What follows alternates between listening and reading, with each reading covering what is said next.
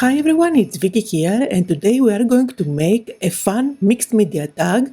I'm starting with crafty shapes, and these are the new MDF tags designed by Emilia, and I will be playing with the wooden shapes from the Gear Up for Christmas by Farrell Taylor. So these are nice and thick, which are great elements for creating dimension on a tag. I'm going to start by adding my background, and for that I will be playing with the Rusty texture set. This is from Christina Radovan's collection, and it is the perfect set to give you the look of Rust. However, I will be using only 3 of the colors included in the set to create my background.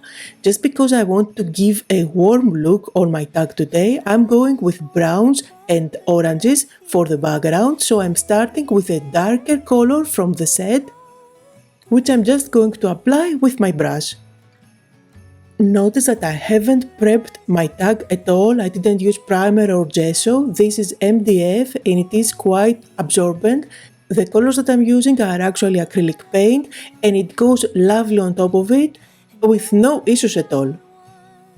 So the first color that I applied is called Anthracite. Now I'm adding a little bit of Mahogany, which is the second darkest color, and then I'll just add a bit of Brick Red, just a touch, to lighten up some of the areas. The way that I apply the color darker to lighter, I add areas of interest on my background completely randomly so that nothing looks flat. You do have darker and lighter areas there. Now I'm going to pick a text from one of the stamp sets from the same collection, and I'm just going to do some stamping on the background. This is not supposed to be readable, it is there just as a visual texture. By the way, I'm using my new stamping blocks. You will find them in 3 different sizes, which are going to make sure that they fit pretty much every stamp that you have. And the good thing is that they do have a grid, which is going to help you align your stamp easier. Plus they are quite thick, which allows for a nice grip. You can hold them comfortably in your fingers. By the way, for stamping I used my new black permanent ink. You will find it in black and brown, and you see how lovely it stamps, nice and vibrant, even on darker surfaces. Still working on the background, and I switched stamp sets. This time I'm using the one with the snowflakes and the houses. I am stamping the snowflakes at the background by using my embossing ink pad. This time I'm going for heat embossing technique, which is going to add actual texture plus visual texture on my background. I used a couple of different snowflakes. I'm stamping completely randomly on the background, and then I'm going to apply one of my embossing powders. I do have many different ones in my collection, but you will find that this month we came up with 3 new colors, which are the basic, the clear, the white and the black. However, for this tag, just because I'm going for a very warm look and feel, I'm going to use the antique gold one. The embossing powder is going to stick only where the embossing ink is. I'm going to put the excess powder back in the jar, put that away, and then heat set my snowflakes. Playing with embossing powders never gets old. It is always a magic technique. I absolutely love the effect and the shine that you get. So this is a simple background. Now let's move on and build our composition. For that I will be using some of the houses, bits and pieces from this wooden shapes set.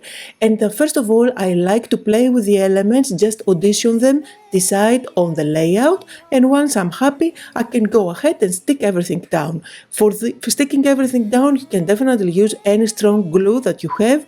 I decided to go with my hot glue gun because it is really effective and quick. I'm also going to go dimensional, so you will see that I'm going to build up layers by sticking the houses one on top of the other, and I'm also going to stick down some of the gears to add dimension, as well as the clouds and one of the sentiments. Now remember that one of those tags can be easily used as an ornament for your Christmas tree or decoration. You can definitely hand it out along with your Christmas presents, and at the back you can write from and to.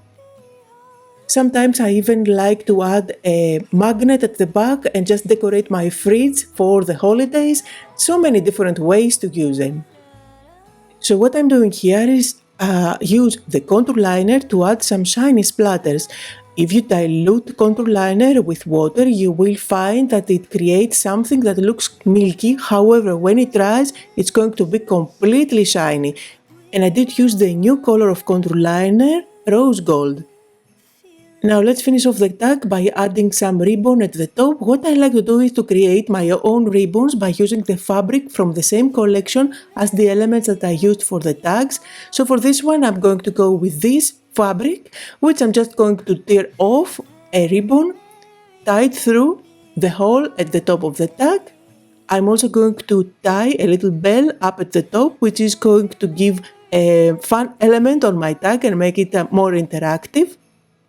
And finally, if you want, as a finishing touch, you can add some extra dots all around the background with the same contour liner that we used for the background.